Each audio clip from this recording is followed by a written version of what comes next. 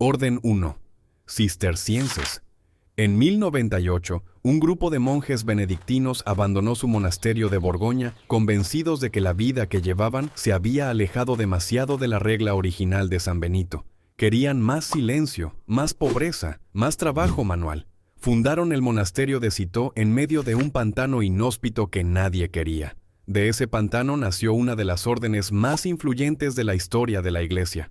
El hombre que convirtió a los cistercienses en una potencia europea fue Bernardo de Claraval.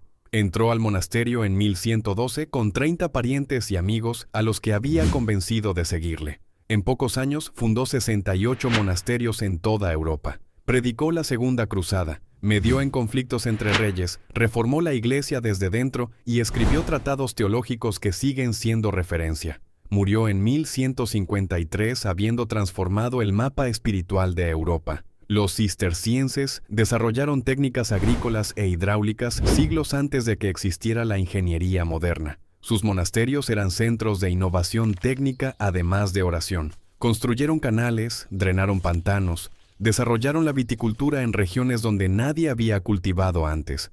El Chablis y el Gevrey-Chambertin, dos de los vinos más famosos del mundo, nacieron en viñedos cistercienses de Borgoña. Para seguir profundizando en la fe, la historia de la Iglesia y sus grandes enigmas, quédate en Entiende la Fe. Cada semana encontrarás nuevos vídeos pensados para entender mejor lo que muchos conocen solo por encima. Orden 2. Cartujos. Son la orden más silenciosa y más austera de toda la Iglesia católica. Bruno de Colonia las fundó en 1084 en los Alpes franceses, cerca de Grenoble, en un lugar tan remoto e inhóspito que la elección era ya un mensaje en sí misma. Una cartuja no es un monasterio ordinario, es una aldea de ermitaños. Cada monje vive solo en su celda, una pequeña casa con dormitorio, oratorio, taller y jardín. Salen únicamente para la misa, para el oficio nocturno y para el recreo semanal. Nunca consumen carne. Durante siglos se comunicaban únicamente por gestos. Su lema lo resume todo. Stat crux dum volvitur orbis. La cruz permanece inmóvil mientras el mundo gira. La orden jamás ha sido reformada porque, según los propios cartujos, nunca lo necesitó. Es la única orden de la historia que puede decir eso. En 2005, un director alemán llamado Philipp Groning filmó un documental en el monasterio original de la Grande Chartreuse. Había pedido permiso en 1984. Los monjes respondieron, quizás espere. Esperó 16 años. La película se llamó Into Great Silence. Fue nominada al Oscar y mostró al mundo cómo es esa vida. Las salas de cine estuvieron en silencio durante 2 horas y media. El público no sabía muy bien qué había visto, pero nadie se levantó antes del final. Orden 3. Pasionistas. Pablo Danei fundó la Congregación de la Santísima Cruz y Pasión en 1720 en Italia, con un carisma muy específico: mantener viva en la Iglesia la memoria de la pasión de Cristo. Además de los 3 votos comunes de la vida religiosa, sus miembros hacen un 4º voto único en el mundo, el de promover la devoción a la pasión de Cristo en todos sus trabajos apostólicos. Para los pasionistas, la pasión no es un episodio del pasado, sino la cumbre del amor divino, el momento en que Dios va hasta el límite por amor al hombre. Por eso predican misiones populares, retiros y ejercicios espirituales centrados en la meditación sobre el sufrimiento de Jesús. Su espiritualidad tiene una profundidad emocional y contemplativa que ha atraído a millones de personas en todo el mundo. El gran pasionista del siglo XX fue San Gabriel de la Dolorosa, un joven italiano que ingresó a la orden a los 18 años y murió de tuberculosis a los 24 en 1862. Su breve vida estuvo marcada por una alegría paradójica. Cuanto más meditaba en el sufrimiento de Cristo, más paz sentía. Fue canonizado en 1920 y es patrono de la juventud en Italia con un santuario que recibe más de 2 millones de peregrinos al año. Orden 4. Camilianos.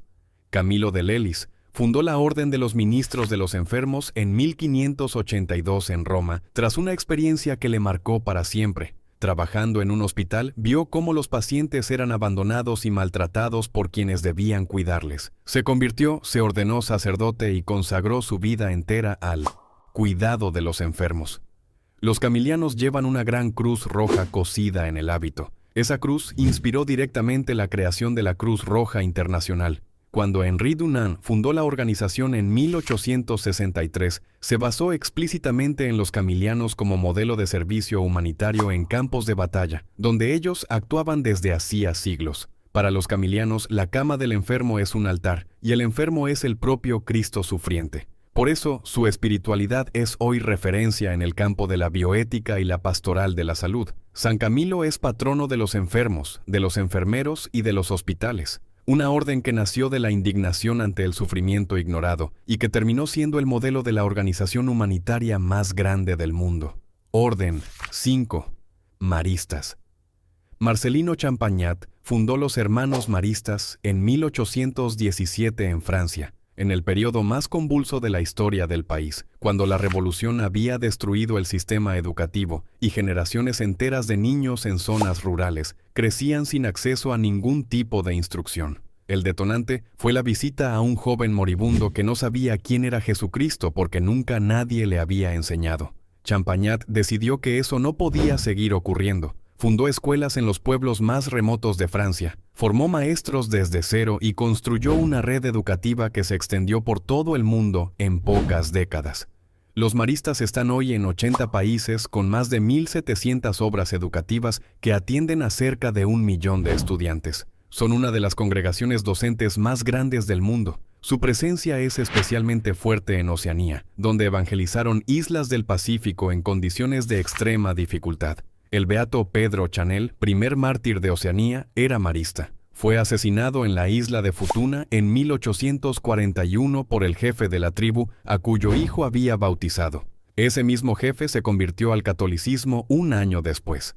Orden 6. Oblatos, de María Inmaculada. Eugenio de Macenot fundó los Oblatos en 1816 en Marsella, una ciudad devastada por las guerras napoleónicas donde la población más pobre vivía en una miseria espiritual y material que nadie atendía. Su misión original era exactamente esa: los más pobres entre los pobres, los olvidados por la sociedad y por la iglesia institucional. Con el tiempo, los Oblatos se convirtieron en la orden misionera por excelencia de los territorios más extremos del mundo. Evangelizaron el Ártico canadiense viviendo durante años en condiciones que nadie más estaba dispuesto a soportar. Misionaron en el sur de África, en la India, en las zonas más remotas de América Latina y en regiones de Asia donde el cristianismo no había llegado nunca. Hoy son la tercera congregación religiosa masculina más grande del mundo en número de miembros. Están presentes en 70 países. El Papa Pío XI les llamó los especialistas de las misiones más difíciles.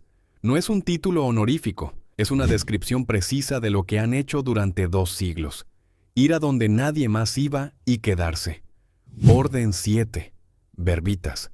La Sociedad del Verbo Divino fue fundada en 1875 en Holanda por Arnold Janssen, un sacerdote alemán que estaba convencido de que la evangelización del mundo no podía depender solo de las órdenes antiguas. Quería una congregación específicamente diseñada para la misión universal, sin fronteras geográficas ni culturales. Los verbitas fueron pioneros en algo que hoy parece obvio, pero que en el siglo XIX era revolucionario: la inculturación. En lugar de imponer la cultura occidental junto con el Evangelio, estudiaban las lenguas locales, respetaban las tradiciones de los pueblos a los que evangelizaban y buscaban puntos de contacto entre la fe cristiana y las culturas locales. Fueron los primeros en evangelizar Papua Nueva Guinea, donde trabajaron en condiciones de aislamiento extremo durante décadas. Misionaron en China, en África y en América Latina, con una presencia que hoy incluye más de 6.000 miembros en 80 países. Entre sus obras más extraordinarias está la fundación de la primera universidad de Filipinas, la Universidad de Santo Tomás de Manila, que es la universidad católica más antigua de Asia y la más antigua del mundo en funcionamiento continuo. Orden 8. Claretinos. Antonio María Claret fundó la Congregación de los Misioneros Claretianos en 1849 en Cataluña con una misión muy concreta: la predicación popular y la evangelización de las clases populares en una España convulsa por las guerras carlistas y la desamortización que había destruido el tejido eclesial del país. Claret fue uno de los predicadores más extraordinarios del siglo XIX. Se estima que a lo largo de su vida pronunció más de 10.000 sermones y confesó a más de 300.000 personas. Fundó editoriales, bibliotecas populares y centros de formación porque estaba convencido de que la fe necesitaba también de la cultura para arraigar. Fue nombrado arzobispo de Cuba, donde su labor fue tan intensa y sus reformas tan radicales que sobrevivió a varios intentos de asesinato. Más tarde, fue confesor de la reina Isabel II en Madrid, una posición que usó para influir en la política religiosa del país. Murió en 1870. Fue canonizado en 1950. Los claretianos están hoy en 65 países, con una presencia especialmente fuerte en América Latina, donde gestionan universidades, medios de comunicación y obras sociales de gran alcance. Orden 9. Espiritanos. La Congregación del Espíritu Santo fue fundada en 1703 en París por un seminarista bretón llamado Claude Puyard Desplaces, que murió a los 30 años dejando ya la congregación en marcha. Fue reformada y expandida en el siglo XIX por el beato Francisco Liebermann, un judío alsaciano convertido que padecía epilepsia y fue rechazado por otras órdenes a causa de su enfermedad. Liebermann orientó la congregación hacia una misión específica: los más pobres entre los pobres, los olvidados, los esclavizados y sus descendientes. Fueron los espiritanos quienes evangelizaron gran parte del África subsahariana, Senegal, Nigeria, Camerún, Guinea, quienes fundaron escuelas y hospitales en regiones donde el Estado nunca había llegado, y quienes formaron a las primeras generaciones de sacerdotes africanos cuando nadie más pensaba en eso. Su legado más duradero es precisamente ese. No solo evangelizaron África, sino que formaron a África para que se evangelizara a sí misma. Las iglesias africanas más vivas del mundo actual tienen raíces espiritanas. Una congregación fundada por un hombre que murió a los 30 años y reformada por otro al que todas las demás órdenes habían rechazado. Orden 10. Paulinos. La Orden de San Pablo. Primer ermitaño nació en Hungría en el siglo XIII, inspirándose en la figura de Pablo de Tebas, el primer ermitaño cristiano, un hombre que vivió solo en el desierto egipcio durante décadas, en el siglo III. Su espiritualidad une la contemplación solitaria con una intensa devoción mariana que define todo lo que la orden ha sido a lo largo de su historia. A ellos fue confiada la custodia del santuario de Jasna Góra en Częstochowa, Polonia, donde se venera el icono de Nuestra Señora de Częstochowa, la Virgen Negra. En 1655, el ejército sueco invadió Polonia y tomó casi todo el territorio. El prior Paulino defendió el monasterio con apenas 160 soldados frente a un ejército de miles. El monasterio resistió, el pueblo polaco reaccionó. La guerra se revirtió. El rey consagró entonces Polonia a la Virgen María, proclamándola Reina de Polonia, título que perdura hasta hoy. Bajo el régimen comunista, el cardenal Wyszynski y un joven obispo llamado Karol Wojtyła, el futuro Juan Pablo II, usaban Jasna Góra como símbolo de resistencia espiritual frente a la ocupación soviética. En 1979, ya como papa, Juan Pablo II visitó el santuario ante 1 millón de personas. Los paulinos, guardianes de un icono, de un pueblo y de una memoria que ningún ejército pudo borrar. Si este vídeo te ayudó a entender mejor este tema, deja tu like, compártelo con alguien a quien también pueda servirle y suscríbete al canal para seguir profundizando en la fe. Que Dios te bendiga. Nos vemos en el próximo vídeo.